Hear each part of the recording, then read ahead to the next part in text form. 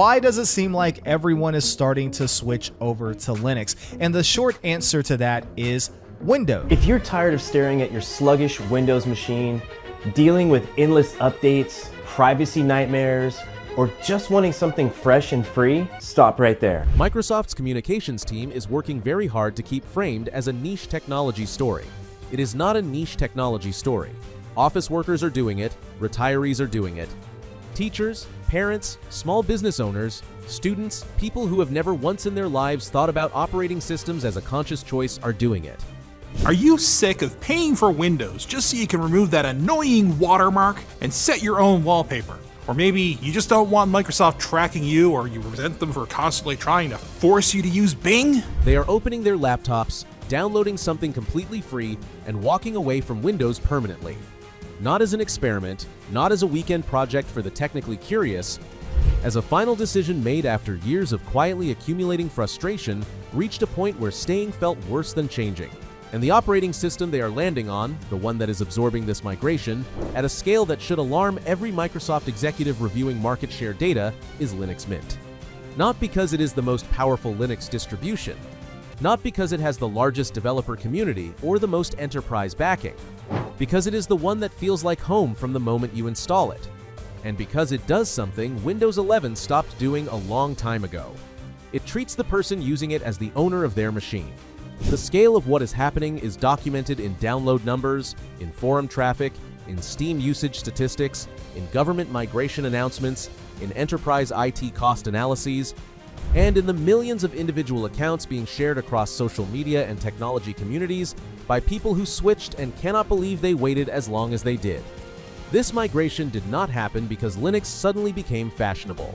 It happened because Microsoft made a sequence of decisions with Windows 11 that systematically destroyed the trust of their own user base. And Linux Mint was waiting on the other side of that destroyed trust, more mature and more accessible than it has ever been in its history, ready to catch everyone who finally decided they had had enough. To understand why Linux Mint specifically is capturing this moment, you have to understand what ordinary users were actually running away from, because the frustration driving this exodus is not abstract. It is specific, personal, and accumulated across years of decisions Microsoft made that prioritize the company's commercial interests over the experience of the billion-plus people using their operating system daily. Windows 11 was supposed to be the future. A cleaner interface, better performance, a modern foundation for the next era of personal computing. What it actually delivered was a setup process that required a Microsoft account before you could access your own computer. An AI assistant embedded into the taskbar and system applications that appeared uninvited, monitored activity, and resisted every attempt to disable it completely. Forced updates that restarted machines in the middle of active work sessions, destroying unsaved files and communicating clearly that Microsoft's update schedule took priority over whatever the person actually sitting at the keyboard happened to be doing. Advertising surfaced inside the start menu of an operating system people paid for. OneDrive integration that quietly redirected personal files into cloud storage. Telemetry running constantly in the background, collecting behavioral data and transmitting it to Microsoft servers while consuming CPU cycles and RAM that could have been running the things the user was actually trying to do. And then the hardware requirement that made all of this unavoidable rather than merely annoying.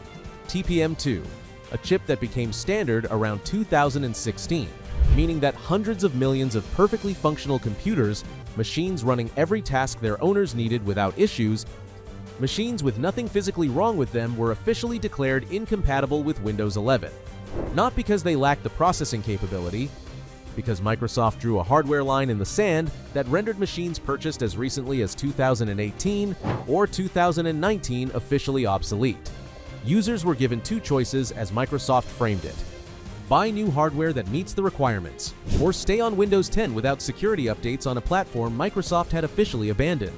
What Microsoft did not advertise was the third option that Linux Mint represented. Install something free on the hardware Microsoft just declared dead. Watch it run faster than Windows ever did, and never pay Microsoft another dollar. The performance experience that new Linux Mint users describe is so consistent across so many different accounts that it has stopped being remarkable and started being predictable. Boot times that drag toward a full minute on Windows 11 drop to under 10 seconds on identical hardware after switching to Mint. Applications that paused before opening snap open immediately. Systems that felt sluggish and unresponsive during normal use become snappy and fluid. Video calls stop stuttering. Files open instantly. The machine feels, in the description that comes up over and over again across user accounts, like someone removed a weight that nobody knew was sitting on it. That weight was real. Windows 11 at idle, doing nothing except existing on your machine, runs telemetry collection processes, cloud sync operations, update checkers, Cortana remnants, Copilot monitoring services, and advertising infrastructure in the background continuously. These processes consume meaningful amounts of RAM and CPU cycles before the user has opened a single application. Linux Mint at idle runs the operating system. Nothing else. No corporation's background processes competing with your actual work for the resources your hardware contains. The performance difference people experience when switching is not a placebo effect or confirmation bias from people who wanted Linux to be better. It is the measurable result of removing an enormous amount of hidden background computation that was serving Microsoft's interests rather than the person paying for the electricity running the machine. Old laptops that users had mentally written off come back to life in ways that genuinely surprise people. A 5-year-old mid-range machine that was struggling under Windows 11's resource demands, slow to boot, laggy during normal tasks, running hot and loud for no apparent reason, installs Linux Mint and transforms into something snappy and responsive. The machines Microsoft's hardware requirements declared obsolete and pushed toward landfill are running beautifully on Linux Mint, performing better than they ever performed on Windows, giving their owners years of additional useful life that Microsoft's planned obsolescence strategy was designed to prevent. The environmental cost of Microsoft's TPM requirement, the millions of perfectly functional machines being discarded because a software decision deemed them incompatible, is something Linux Mint eliminates entirely simply by existing and running efficiently on the hardware Microsoft abandoned. The privacy experience deserves its own focused attention because it is the dimension that new Linux Mint users most often describe in emotional rather than technical terms. There is a specific feeling that comes from using a computer that is not watching you. People who switch to Linux Mint from Windows 11 identify it almost immediately, even when they struggle to articulate what has changed.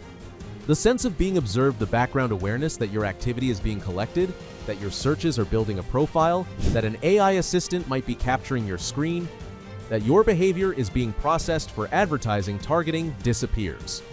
Not because Linux Mint claims to be private while doing the same things quietly, but because it genuinely does not collect telemetry by default. There are no usage reports being transmitted to a corporation, no AI monitoring your workflow, no advertising profile being constructed from your computing behavior. The machine executes your instructions and nothing else. For people who had grown quietly uncomfortable with the surveillance architecture that Microsoft embedded into Windows over years of incremental additions, each individual element presented as a feature, the cumulative effect amounting to comprehensive behavioral monitoring. This is not a feature they tick off a checklist. It is relief. The discomfort they had normalized as the cost of using a modern operating system turns out to have been specific to Windows rather than inherent to computing. Linux Mint makes that distinction viscerally clear from the first day of use. And once you have experienced computing without the surveillance layer, returning to it feels like a genuine regression in a way that makes the switching cost look trivially small in comparison. The installation process that kept ordinary users away from Linux for a generation has been transformed so completely that describing the modern Mint installation experience to someone whose mental image of Linux involves command lines, manual configuration feels almost absurd. You download the installation image, a single file, free, from Linux Mint's website. You use a straightforward graphical application to create a bootable USB drive, a process that takes minutes and requires no technical knowledge. You restart your computer, boot from the USB, and follow an installation wizard that asks plain language questions about your preferences and handles every technical decision automatically. At the end of the process, which takes less time than a single Windows 11 update cycle, you have a working desktop. No product keys, no mandatory account creation. No privacy settings scattered across 17 different menus, all defaulting to sharing your data. No prompts to subscribe to cloud storage. No Copilot activation screens.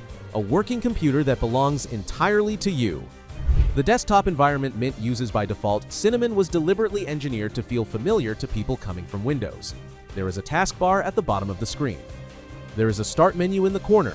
Windows open, minimize, maximize, and close exactly the way people expect from decades of Windows use. Files are organized in folder structures that make intuitive sense. The learning curve that generations of users assumed would make Linux inaccessible simply does not exist in Mint the way it did in earlier Linux distributions. People who switch consistently report that within 2 or 3 days they have stopped noticing they are on a different operating system. It simply feels like a computer that works the way a computer is supposed to work.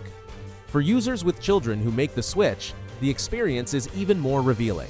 Parents report that their kids use Mint for schoolwork, gaming, and media consumption without ever asking for help navigating it intuitively because the interface is logical and uncluttered rather than because they received instruction. Software availability. The argument that kept millions of users on Windows despite growing frustration with everything else about it has ceased to be a genuine barrier for the overwhelming majority of everyday computing use. Cases. Web browsers run identically on Linux. Every web-based application, Gmail, Google Docs, Microsoft 365 Online, Slack, Zoom, Notion, Figma, Canva, runs in any browser on any operating system. The shift to browser-first productivity tools that happened gradually over the past decade quietly dismantled the application dependency argument without most users noticing until they actually tried Linux and discovered that 80% of their daily computing happened in Chrome or Firefox regardless. LibreOffice handles Microsoft Office file formats reliably enough that document compatibility has become a non-issue for the vast majority of users. DaVinci Resolve provides professional-grade video editing capability on Linux completely free, at a level that rivals expensive paid alternatives. GIMP covers photo editing. Inkscape handles vector graphics. The Linux Mint Software Manager, functioning as a curated application store, makes finding and installing software a point-and-click process without any technical complexity. Gaming, which was the last genuinely credible argument for Windows exclusivity that applied to a large mainstream user population, crossed a threshold under Valve's Proton compatibility layer that many people thought would never be reached. The Steam library is overwhelmingly playable on Linux now. Users install Steam, see their existing game libraries, and click play without special configuration or compatibility workarounds in the majority of cases. Many users report that gaming performance on Linux matches or exceeds what they experienced on Windows because the system is not simultaneously running Microsoft's background infrastructure while they are trying to play. The CPU and RAM that Windows 11 dedicates to telemetry, Copilot monitoring, OneDrive sync, and update checking are fully available for the game on Linux. The frame rates reflect that difference in ways that competitive gamers notice immediately. The gaming community, historically one of the most Windows-loyal demographics in computing, is now producing mainstream coverage acknowledging that Linux is good now, that the year of Linux on the desktop is no longer a joke, and that Microsoft's treatment of gaming users through forced updates that broke performance and AI features nobody wanted has accelerated a genuine reconsideration of platform loyalty. Linux Mint comes in 3 desktop environment options: Cinnamon, Mate, and XFCE, and this flexibility itself reflects something philosophically important about how Linux Mint is built compared to Windows. Cinnamon is the full-featured, visually polished default experience. Mate provides a lighter, faster, highly stable alternative for users who prefer efficiency over visual sophistication. XFCE is the lightest option, optimized for older hardware or users who want maximum performance with minimum resource consumption. All 3 are legitimate, fully supported, regularly updated options. Microsoft has never offered Windows users this kind of choice about how much of the operating system they want running on their hardware. Windows comes as Windows. You receive the full suite of features, background processes, and system services regardless of whether you want them or not. Linux Mint trusts users to make choices about their own computing experience. That trust is itself a feature that Windows 11 systematically removed through mandatory integrations, forced account requirements, and AI features that arrived whether you wanted them or not. The update experience alone represents a meaningful quality of life improvement for users who have been conditioned by years of Windows to approach updates with dread. Linux Mint's Update Manager is a graphical interface that shows you what updates are available, describes what they contain, lets you choose what to install, and applies them without requiring a full system restart in most cases. No updates that restart your machine in the middle of active work, no updates that break audio drivers or gaming performance, no updates that introduce new features you never requested. No updates that reset privacy settings you had carefully configured. When Mint updates your system, the system gets more stable and more secure without becoming a different or less functional machine than the one you had before the update ran. The enterprise dimension of Linux Mint's growing adoption creates structural damage to Microsoft's revenue model that extends far beyond individual consumer switching. Companies managing thousands of workstations have run the financial analysis, and the results are consistently and significantly in Linux's favor. Windows licensing costs eliminated across the entire seat count. IT support burden reduced because Linux systems require substantially less maintenance than Windows deployments and are targeted far less frequently by the malware ecosystem that has spent decades optimizing specifically for Windows. To vulnerabilities. Security improved, not through the addition of more monitoring and telemetry, but through a fundamentally different security architecture where programs operate within strict permission boundaries unless explicitly granted broader access.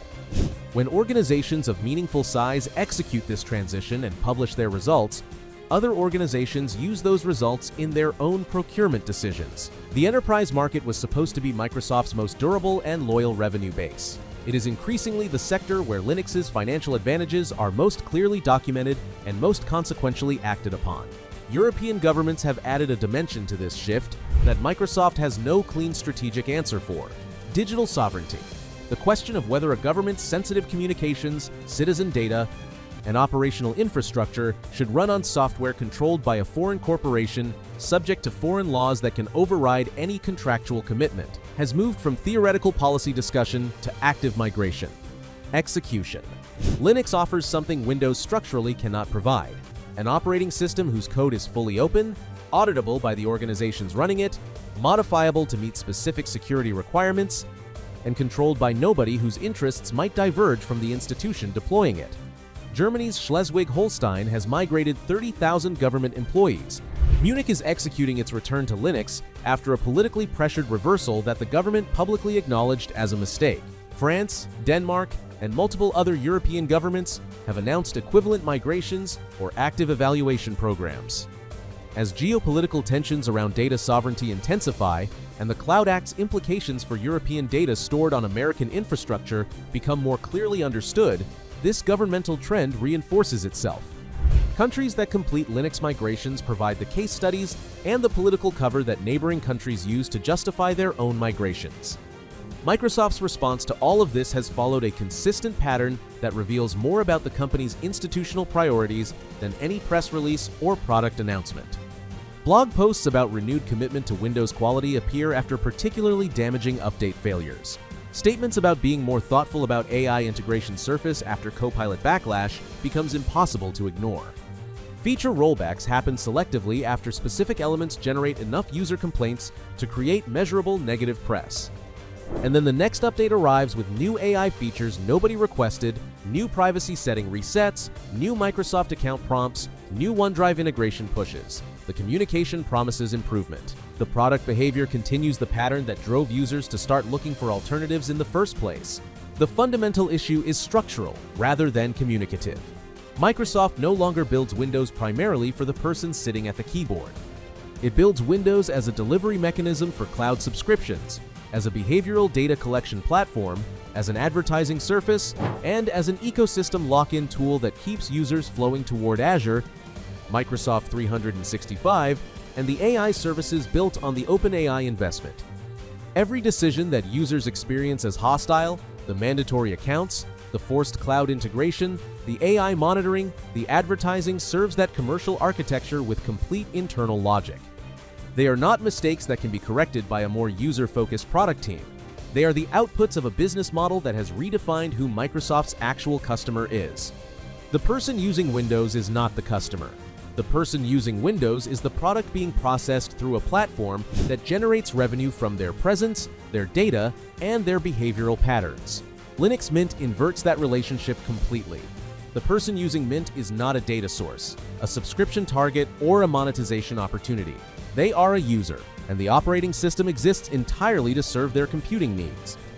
That philosophical difference between software that serves the person using it and software that extracts value from the person using it is what users experience as speed and privacy and relief. Computer finally belongs to them again. It is not a feature comparison, it is a fundamental difference in whose interests the software is designed to serve. Microsoft built their dominance over 30 years, not primarily on technical superiority, but on default status. Windows was on the computer when you opened the box. Most people never consciously chose it.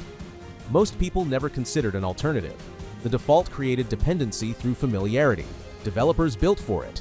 Businesses integrated around it. IT careers were built on expertise in managing it. Entire educational systems taught it. The network effects of that default were self-reinforcing in ways that made genuine competition nearly impossible for decades, regardless of how Windows actually performed relative to alternatives. Linux Mint is demonstrating, one converted user at a time, that those network effects were contingent on Windows maintaining a minimum standard of trustworthiness with its users. The moment the user experience degraded far enough through forced surveillance features, mandatory cloud integration, performance-damaging updates, hardware obsolescence manufactured through software requirements, and AI assistance embedded without consent, the dependency began to look less like a reasonable default and more like a trap. And Linux Mint provided the exit from that trap that was simple enough, familiar enough, and capable enough for ordinary people to actually use.